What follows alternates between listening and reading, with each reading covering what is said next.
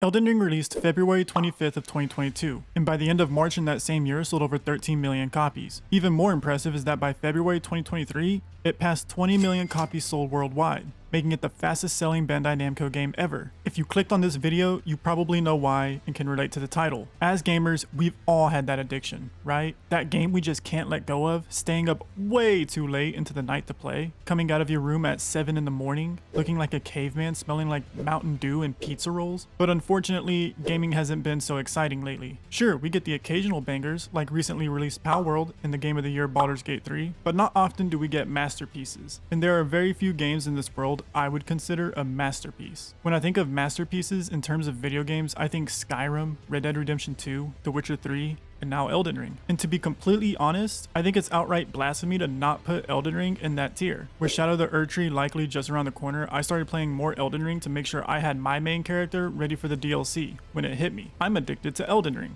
I have never put so much time, effort, energy into a video game in my life.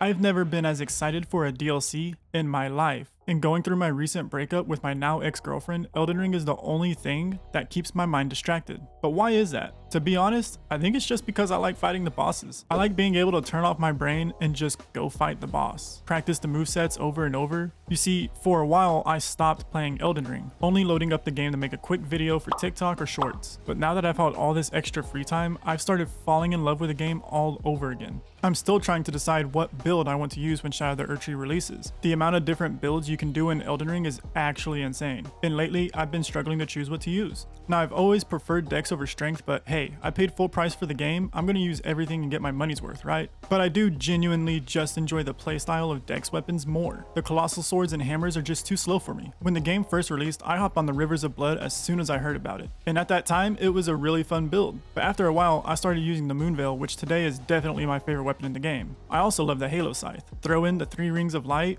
and you have a really fun Faith Dex build. But to be honest, when Shadow the Erdtree releases, I'll probably just go back to using the Moonveil my first run through, because it's what I'm most comfortable with. But I have all this free time and all these extra larval tiers, I kinda just want to experiment around a little bit. So comment below what weapons you enjoy using and maybe I'll try them out. I've also been really enjoying the lore of the game, which is why a lot of my shorts lately have been summarized character stories. I love learning all of these unique stories and retelling them to you guys. I've grown to appreciate just how much thought From Software has put into these bosses and their backgrounds. When I think of which boss has the best backstory, I feel like that's not a question I can just easily answer, because they're all really good. Even every NPC has a really good backstory or questline. They said George R.R. Martin helped with the world building for this game. I'm not exactly sure what he did or how much say he had, but I am a huge fan of Game of Thrones. So when I heard he was working on the game, I was excited to see what he could cook up. And so far, 800 hours into it, I have not been disappointed on that front. Exploration also ramped up with this game too. If you played any of the previous Souls games, you know they have a very linear level design. And that's not a bad thing, and honestly might be better overall for the genre. But the open world of Elden Ring is such a good twist to the genre. I wouldn't want every Souls game to be like this, but there is that sense of if you see it, you can go there mentality, which famed Bethesda developer Todd Howard said was a big deal to the success of the Elder Scrolls games. I think that formula works really well in Elden Ring. The only downside is that after a few playthroughs, there are a lot of caves and catacombs that you will already know are not worth going through. Most of them, in fact. Because once you have every item, there's nothing else to do aside from fight the main bosses over and over, which is my biggest gripe with Souls games. You could do invasions in PvP.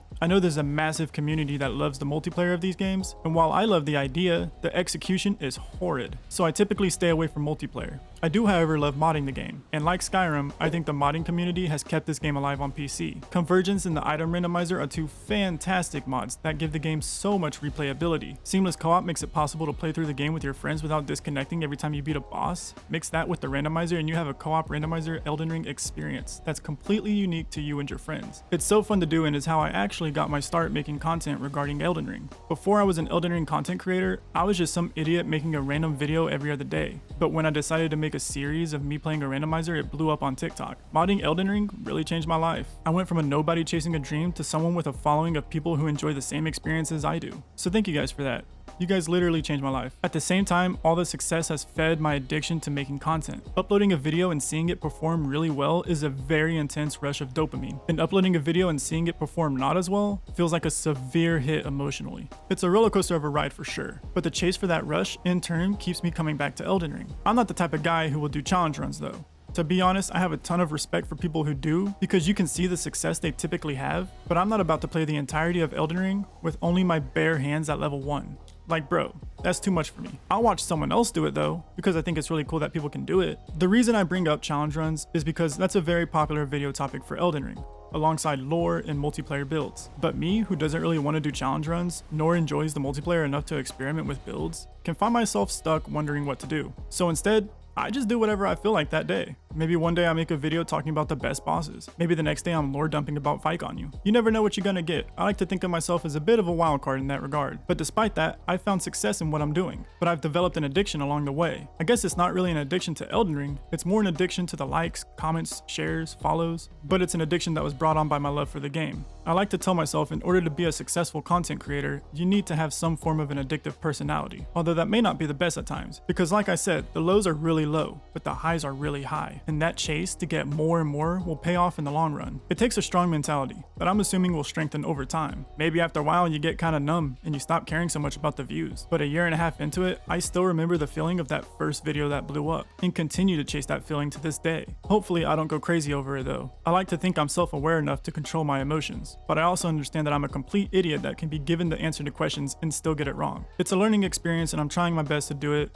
without burning out. Lately I've been really grinding because it's helping me keep my mind off of the breakup, but maybe as time passes everything will settle down. But that's the main point of this video. Not that I want people to feel sorry for me, because I don't. I'm a man, I can stand on my own 2 feet. But to bring awareness to anyone who has the dream of being a content creator, it can be a toll mentally, at least in the beginning. It's going to feel really good when your videos do good, and it's going to feel really bad when they don't. But don't give up. There are worse addictions that you could have. And that goes for anything and anyone. Choose your addictions. Recently, I quit vaping because I thought it was really bad for my health. And while after almost 3 months I haven't noticed any changes aside from reduced anxiety, I still know I made the right choice and will never put nicotine in my system again. I'd much rather be addicted to likes and follows than that. And maybe you would rather be addicted to going to the gym or video games. And that's the point of this video. Make good choices.